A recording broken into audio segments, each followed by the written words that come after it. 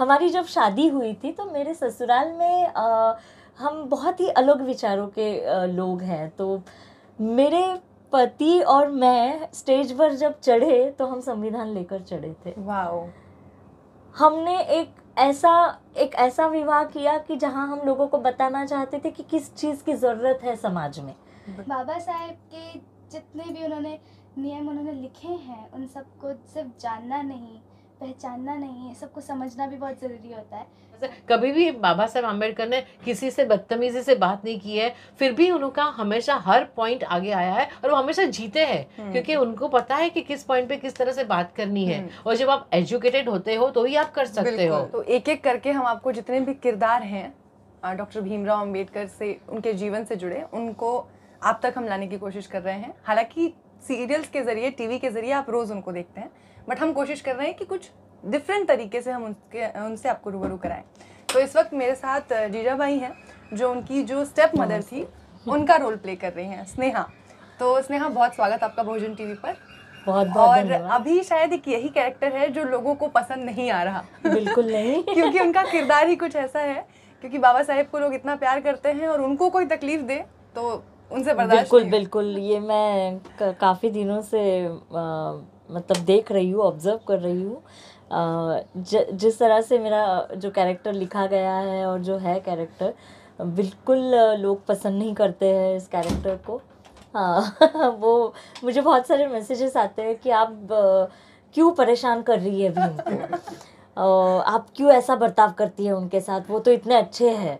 तो लेकिन ये होता है कि जब तक कोई बुरा व्यवहार ना करे तो अच्छाई बाहर नहीं निकलती है।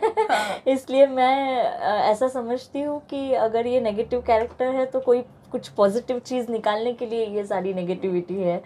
और ऐसा है, लोगों को बिल्कुल अच्छा नहीं लगता है, लेकिन मैं कैरेक्टर कर रही हूँ, मेरा कोई दोष नहीं है इसमें। नहीं, कैरेक्टर आप कर रही हैं, लेकिन कैरेक्टर के अलावा बाबा साहेब डॉक्टर भीमराव से कितनी इंस्पायर हैं आप? बिल्कुल बिल्कुल। वो डॉक्टर बाबा साहेब आम्बेडकर जी के बारे में हम जितना पढ़े, जितना कहे उतना कम है।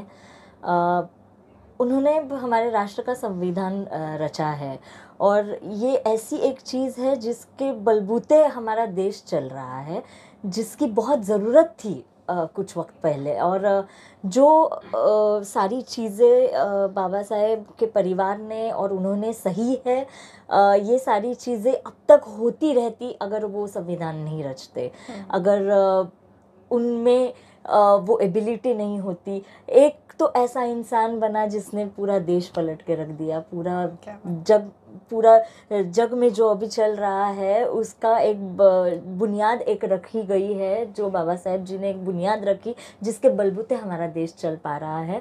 और ये बहुत ज़रूरत थी उस वक्त की, क्योंकि जब अब हम जो सीरियल कर रहे हैं उसके ज़रिए मतलब थोड़ा पढ़ा भी है हमने, और अभी जो हम कर रहे हैं उसके ज़रिए हमें पता चलता है कि कितनी तकलीफ़ें सहनी पड़ी उन्हें। एक सादी चीज़ के लिए, एक शिक्षा के लिए इतनी तकलीफ़ें सहनी पड़े इंसान को, ये तो अभी हमें पता भी नहीं है ये सारी चीज़ें, क्योंकि हम इतनी बातें हमारे लिए सहज हो गई है, तब नहीं थी इतनी सहज बातें। और मुझे लगता है कि जो उन्होंने किया है वो कोई नहीं कर सकता, ऐसी चीज़ कोई भी नहीं कर सकता है। इतना वो इंसान डेडिकेटेडली अपने लोगों के लिए लड़ा, अपने देश के लिए, और बहुत बड़ी बात है, बहुत महान, वो महामानव है मैं तो कहूँगी, जिन्होंने इतनी बड़ी चीज़ दुनिया हमारे देश में लाई कि संविधान रचा उन्होंने, और इस वजह से आज हम सब इतने सहज तरीके से जी पा रहे हैं। तो एक चीज़ तो क्लियर हो गई कि जो लोग आपको अब तक नहीं समझ पाए थे कैरेक्टर को, अब वो अगर ये देखेंगे तो वो आपको कोई कमेंट्स करके आपकी बुराई नहीं करेंगे, बिल्कुल नहीं। हम बाबा साहेब के विचारों को उतना ही सराहते हैं, उतना ही सम्मान देते हैं, और ये तो कैरेक्टर है जो मैं प्ले कर रही हूँ, लेकिन बाबा साहेब जी का ओहदा मुझे भी पता है क्या है, और मैं रिस्पेक्ट करती हूँ उनकी बहुत ज़्यादा, क्योंकि हमारे घर परिवार में भी बहुत इस चीज़ को माना जाता है। क्योंकि मैं एक चीज़ आपको बताना चाहूँगी, स्पेशली जब मैं मैरिड हूँ, हमारी जब शादी हुई थी तो मेरे ससुराल में हम बहुत ही अलग विचारों के लोग हैं। तो मेरे पति और मैं स्टेज पर जब चढ़े तो हम संविधान लेकर चढ़े थे। वाओ। हमने एक ऐसा विवाह किया कि जहां हम लोगों को बताना चाहते थे कि किस चीज़ की ज़रूरत है समाज में। बिल्कुल। ये नहीं कि आप हमें गिफ्ट्स दीजिए, ये नहीं कि आप हमें तोहफे लाकर दीजिए और बुके लाकर दीजिए, लेकिन हम दोनों संविधान लेकर स्टेज पर चढ़े। और हमारे रिसेप्शन के गेट के बाहर हमने एक बुक स्टॉल लगाया था जहाँ पे बहुत महान महान लोगों की किताबें रखी थी कि आपको अगर गिफ्ट देना ही है हमें तो प्लीज़ वहाँ से एक किताब खरीदिए और हमें दीजिए। ये बात बिल्कुल मैं बताना चाहती थी। तो मतलब कहीं ना कहीं आज अगर आप इस सीरियल में है तो इसके पीछे आपका जो विचार है बिल्कुल, वो आपको यहाँ तक लेकर आया है। बिल्कुल मेरे विचार क्या उनके विचार है सारे, और जिनसे हम प्रभावित हैं।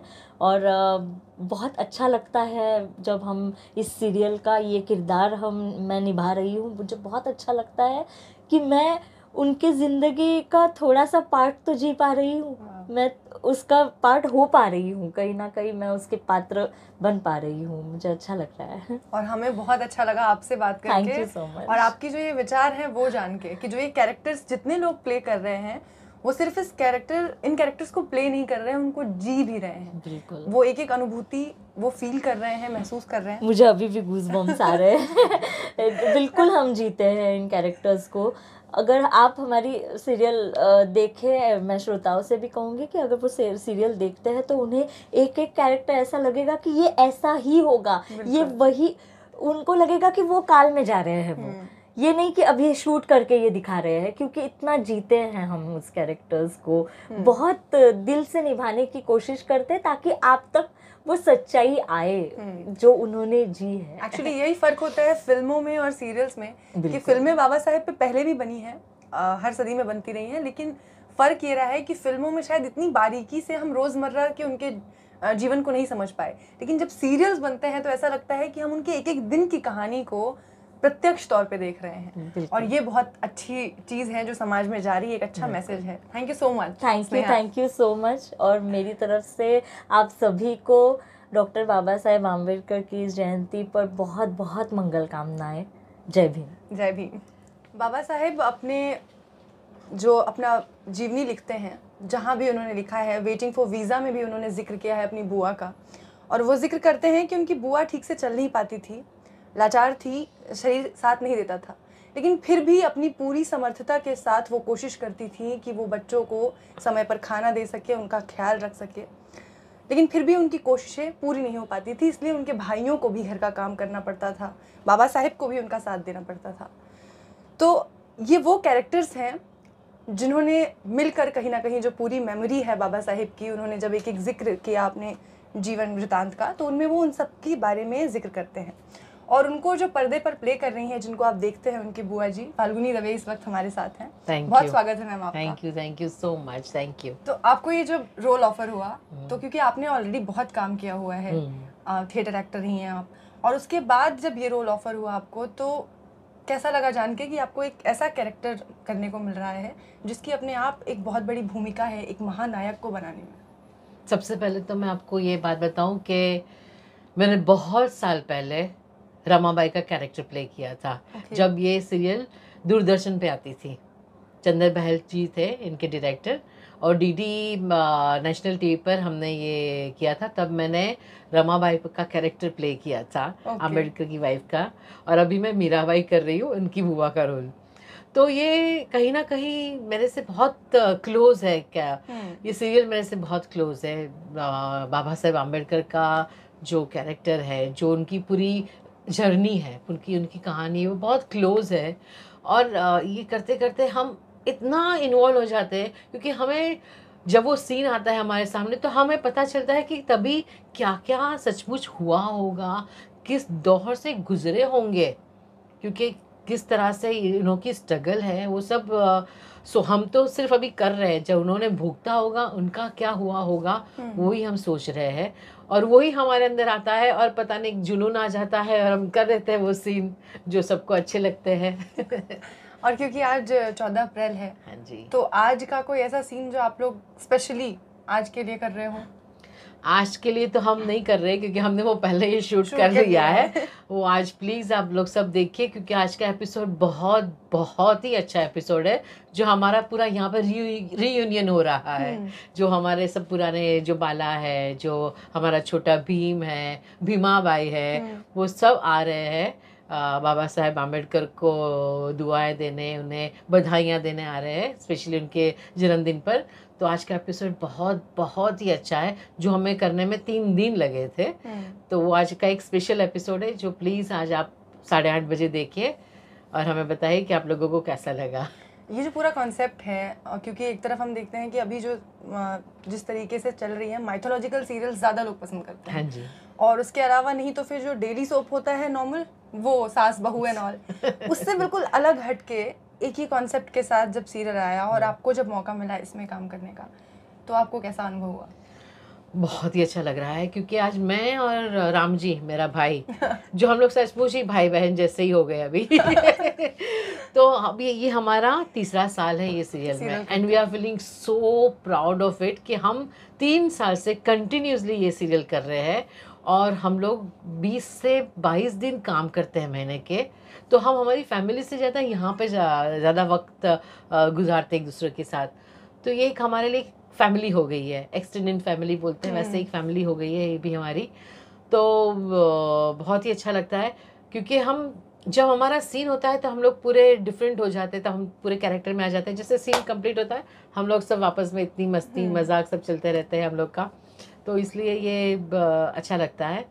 और ये जर्नी में कहूँ ना, बहुत टफ थी, बहुत ही टफ जर्नी रही है। हमने 2019 में ये सीरियल शुरू की थी कोल्हापुर से, तब से लेके अब तक की हमारी जो जर्नी, जिसमें हम दोनों हर एज ग्रुप के साथ है। हाँ। तो हम लोगों के लिए ये डिफरेंट लोगों के साथ मैच करना, वापस उन लोगों के साथ हमारा और तालमेल बिठाना थोड़ा सा डिफिकल्ट है, मगर हो जाता है क्योंकि हमें जो भी मिले अब तक सब अच्छे मिले हैं। तो हमें कोई प्रॉब्लम नहीं हुई है।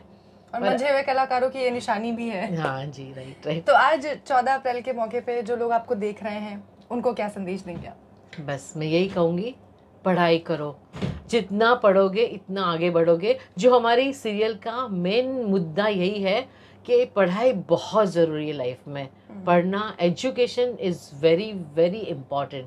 बाद में आपको जो चाहे आप करो, मगर पढ़ाई बच्चों को मैं तो यही बोलूँगी कि ये मोबाइल, ये जो टीवी, ये जो आप लोग जो फिज़िकल गेम्स आजकल नहीं होती है बच्चों की, वो सब छोड़ के पढ़ाई में, फिज़िकल गेम्स में, जैसे बैडमिंटन है, क्रिकेट है, जो आजकल सब बंद हो गया है सब कुछ, वो सब देखो और बहुत बहुत ही उससे आगे बढ़ोगे।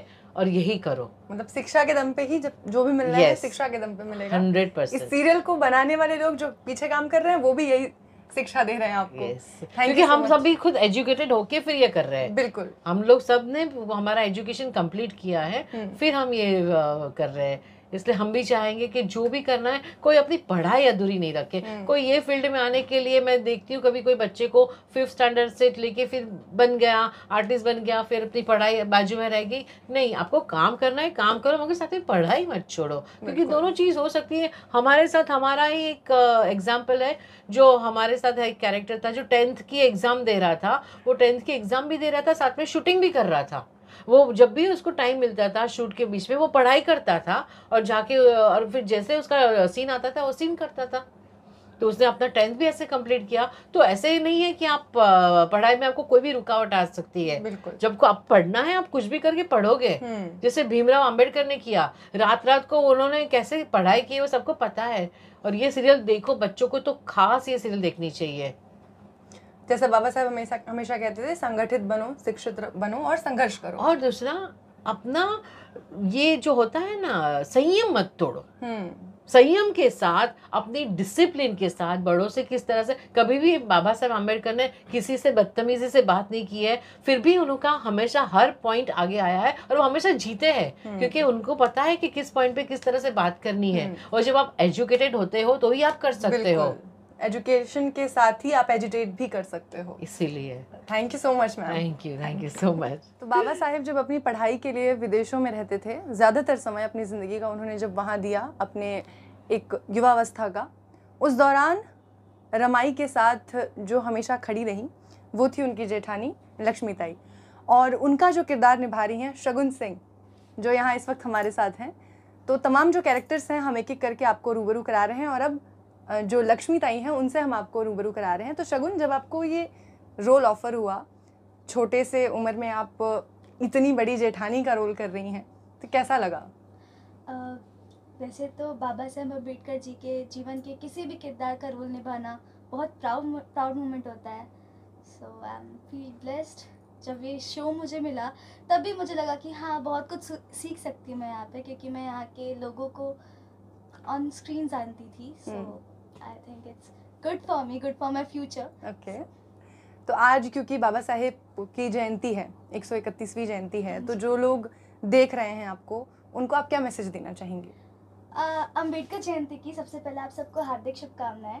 एंड बाबा साहेब के जितने भी उन्होंने नियम उन्होंने लिखे हैं, उन सबको सिर्फ जानना नहीं, पहचानना नहीं है, सबको समझना भी बहुत ज़रूरी होता है।